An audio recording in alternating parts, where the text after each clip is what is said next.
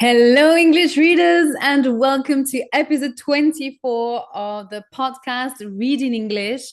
I'm Lydie Bureau, and I'm an English teacher in France. I'm also the founder of Lydie's Book Club, in which I host live readings of adaptations of classics of literature and contemporary novels. Once a week, I meet the members of the book club in a live workshop via Zoom to discuss the chapters of the book that we are currently reading. And this September 2024, we are embarking on a new literary journey. This month, we are going to read Rebecca by Daphne du Maurier. This is the original book. And here is the adaptation that we are going to read with the book club. So this book is a classic of English literature. It was first published in 1938, and to this day, it is du Maurier's best known novel. So Daphne du Maurier was born in London in 1907. She comes from a wealthy family of actors and renowned artists.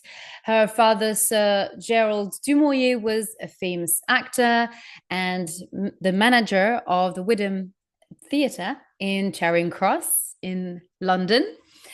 It still exists today, so it's a famous theatre in London. Her grandfather, George du Maurier, was French, hence Daphne's French last name. And he was also an artist and author. Daphne and her sisters grew up in a very literary and theatrical world. She was a voracious reader and fascinated by imaginary worlds from an early age. She will say, I suppose I was born into a world of imagination. I was always pretending to be someone else. She was a real tomboy, cut her hair short and dressed in boys' clothes. She even created a male alter ego and she called herself Eric Even, which was very unusual at the time. And we think that she was probably bisexual. She had relationships with men and women as well. She and her two sisters were educated at home until 18. And then Daphne decided to move to Paris for 6 months to finish her studies and perfect her French. She widely read in French and in English. And throughout her teenage years, she wrote many short stories. In 1926, she fell in love with Cornwall. While visiting Foy with her mother and sisters, it is there that she found the inspiration for her first novel, The Loving Spirit, published in 1931.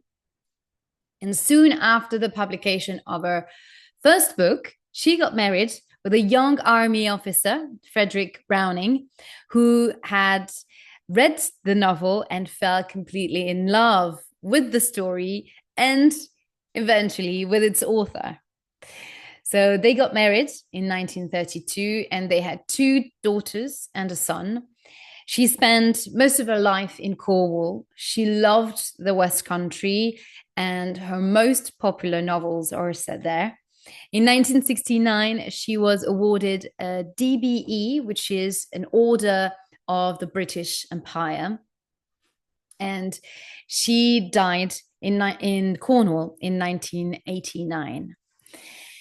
So du Maurier wrote various types of books, short stories, as I mentioned earlier, a biography of her father, and she's mainly known for historical fictions set in the 17th and 18th century England, and also for her modern mystery novels, which include Rebecca, published in 1938, My Cousin Rachel in 1951, and The Scapegoat, 1957.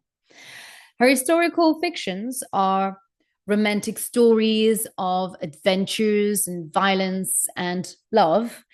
They depict a strong feeling for the past and how present lives are affected by past events. Her most famous historical fiction is Jamaica Inn, that you probably heard of. There's been different adaptations on screen, other TV series, perhaps, and films. It was published in 1936, and the popularity of the novel turned the actual Jamaica Inn, it's a bed and breakfast hotel and pub in Cornwall, it turned it into a popular touristic attraction. So it's very popular to this day. It's still today. And in other novels of this type, you will find Frenchman's Creek, published in 1941, Hungry Hill, 1943, and The King's General, 1946. So if you're interested in reading those historical fictions from Daphne du Maurier, here is a selection of them. So now let's talk about Rebecca. Rebecca was first published in 1938 and was du Maurier's fifth novel. At the time of its first publication, the book was promoted and sold as a modern Gothic romance. However, her work was highly underestimated and misinterpreted. Some critics tried to belittle her work by describing it as a novel for women, or calling it a novelette, which is a pejorative term dismissing her work to be considered as a real novel. Yeah. Nevertheless, readers ignored the critics, and Rebecca became an immediate success. 28 printings over 4 years in Britain alone. It became a bestseller in America, was translated in more than 20 languages around the world. Its opening line, "Last night I dreamed I went to Manderley again," is one of the most famous quotes in English literature. Without mentioning the tremendous success of Hitchcock's adaptation of the novel in 1940, only 2 years after the release of the book, Hitchcock's first Hollywood film received an Oscar for Best Picture. Since, there have been countless theater, radio, TV adaptations, and the most recent one is a film adaptation produced by Netflix with the British actress Lily James. Maybe you've heard of her, who plays the role of the young Mrs. de Winter.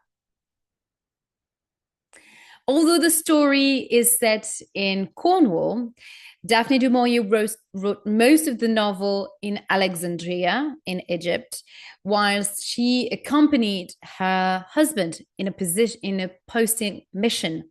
Remember, he's a commanding officer. She hated it there. She was so unhappy and desperately homesick of her beloved home by the sea in Cornwall. She was shy, and Rebecca is really a reflection of du Maurier's complex personality. She was shy, socially reclusive. She hated small talk and endless receptions. She was expected to host and attend as a wife of commanding officer in the British Army. Therefore, the sense of her own ineptitude surfaces in her novel throughout the two main antagonists, Mrs. de Winter, the living, obedient, young second wife, and Rebecca, the dead and rebellious first wife. Du Maurier divided herself between them through different narrative styles, such as splitting, doubling, or mirroring. In Rebecca, you will enter a world of dreams and daydreams, constantly on the brink of a nightmare. It is also essential to highlight the fact that in many ways, Rebecca reflects the novel Jane Eyre by Charlotte Bronte, especially in Rebellion to Women, the treatment of insanity, the rebellious character of Rebecca and Jane Eyre, or even Bertha Mason.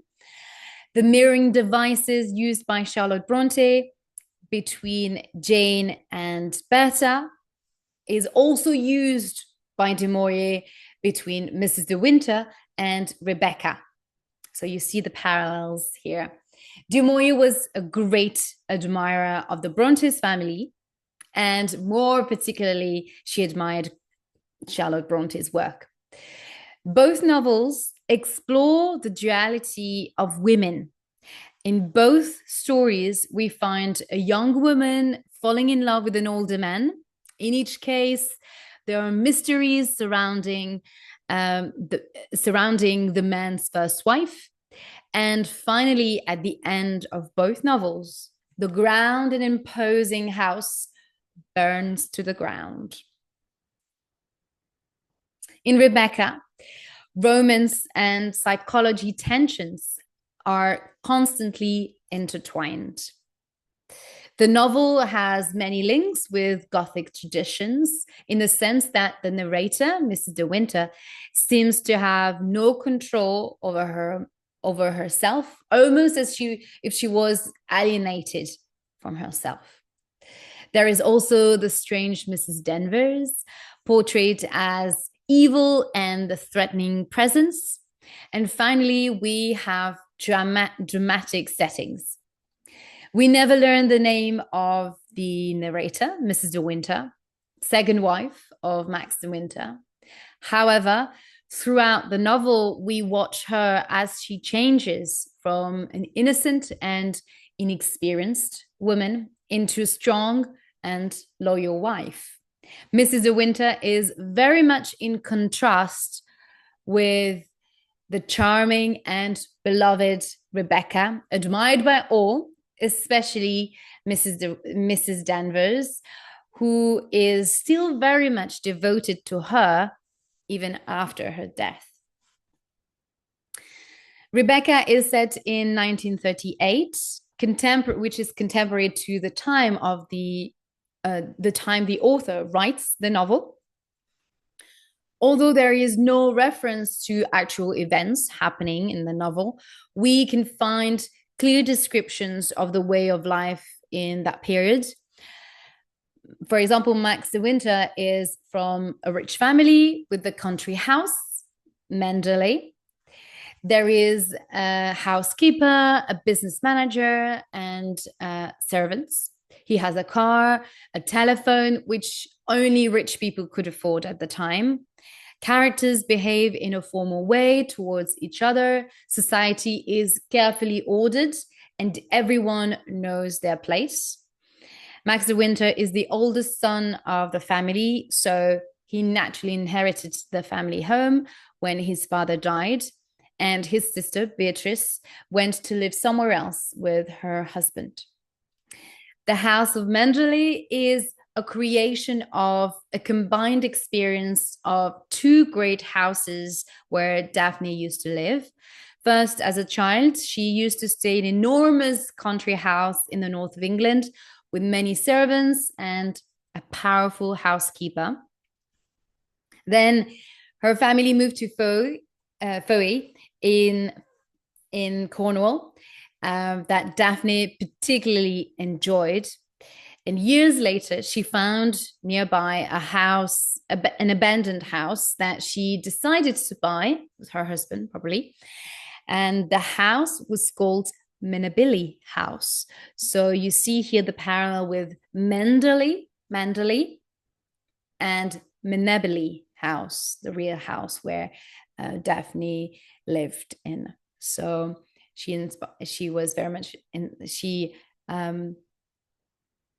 also make a nice reference in the name of the house, Manderley, starting with man, and Manderley, starting with the word men.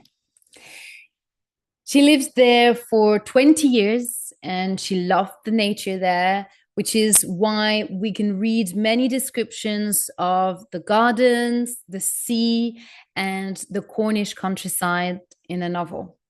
Whatever happened in Manderley, nature would always follow its course.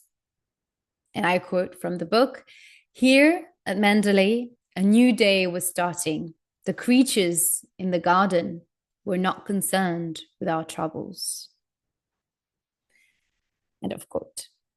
So perhaps it is because of du Maurier's extraordinary sensitivity towards nature and her ability to capture the complexity of women's lives into a writing that still, nearly 90 years after its first publication, Rebecca continues to fascinate new generations of readers and artists.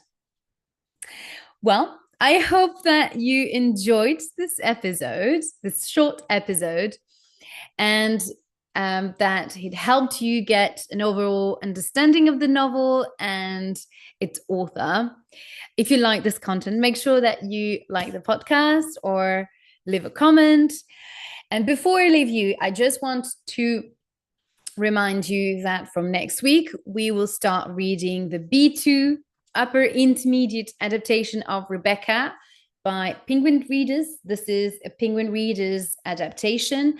It is the 2008 edition, and we will start the first reading session on Tuesday at 6:30 p.m. Central European time or Paris time. So we will read chapter 1 and 2 for this first live reading session. And as usual, in addition to the live readings, I will host 2 live workshops. This month, I'm going to host only 2 workshops, discussions. So make sure that you subscribe to the book club membership to attend those workshop discussions. And this way, have the chance to improve your speaking skills, meet book lovers, discuss female authors, and develop your critical thinking skills along the way. The link of my website to subscribe to the book club is in the description. And that's it for me. I wish you a beautiful end of the day. I will see you next month with a new podcast episode dedicated to another classic of English literature. It is called North and South. So in October, we will read North and South. So this is the original book, and this is the adaptation. Here again, another Penguin Reader, an old Penguin Readers adaptation. And it's a C1 level. It's an advanced level of this book, of adaptation here. So we will explore this fantastic book published in 1855 and its remarkable author, Elizabeth Gaskell, who challenged the establishment of class structure during the Industrial Revolution in the first half of the 19th century. I wish you a beautiful end of the day. Bye-bye.